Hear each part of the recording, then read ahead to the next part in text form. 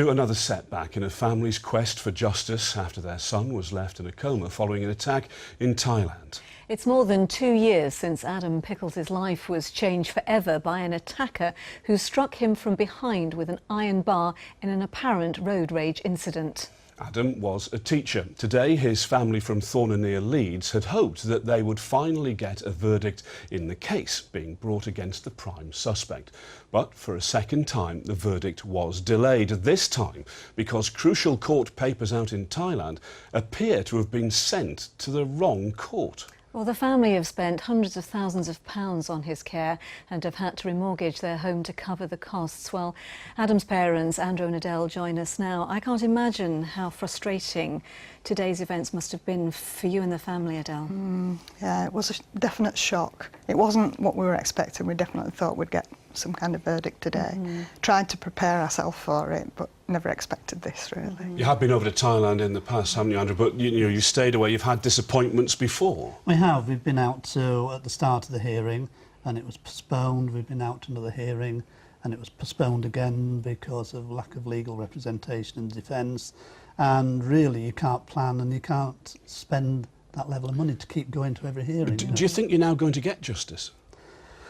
I don't know. I hope so. I hope so. But there is no way of telling. We don't know if these papers will ever turn up again, and if they don't, what will happen then? No idea. I mean, there is a court date set for the middle of September, Yes. but it must be very different dealing with a Thai court than it is dealing with a British court. And I'm sure that the language barriers and the time difference must make it so much more daunting. It does, and of course the whole case is carried out in Thai and then translated for us. And I think some things obviously get lost in translation. And we don't understand the system.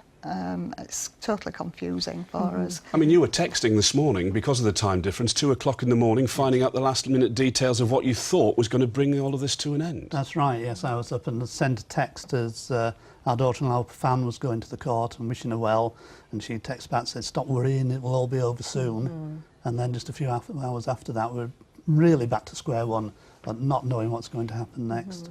And what about your son, Adam? I mean, he is now back in the UK. He's receiving treatment in York. He is making good progress or better progress, He's Adele? making better progress, definitely. Yeah, it's a very, very slow process. Traumatic brain injury doesn't have answers as to how far Adam can go, how much response we'll get, but we are seeing responses.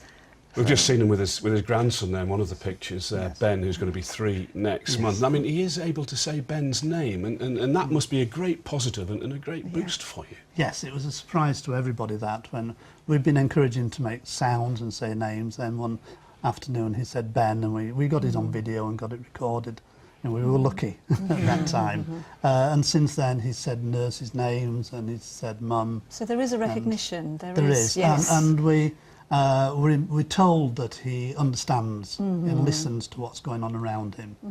Now, you can't do this on your own, can you, to fight Adam's corner? You do need a little bit of help. We do. We do. And how's that going to manifest itself? Well, we've spoken to our MP's secretary this morning, and we believe that he's going to contact the British Embassy and the... That's Alex Shelbrooke, who's that's your MP. Alex Shelbrooke, yeah.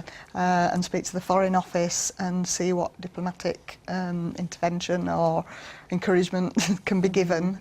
But it's, we're totally out of control. There's nothing else that we can do. We've done everything we possibly can now, so we do need help and support from this country. Thank you, Andrew and Adele. Not an easy conversation, but thank you for joining us. Thank you. Thank you. Thanks for having us. Thank you.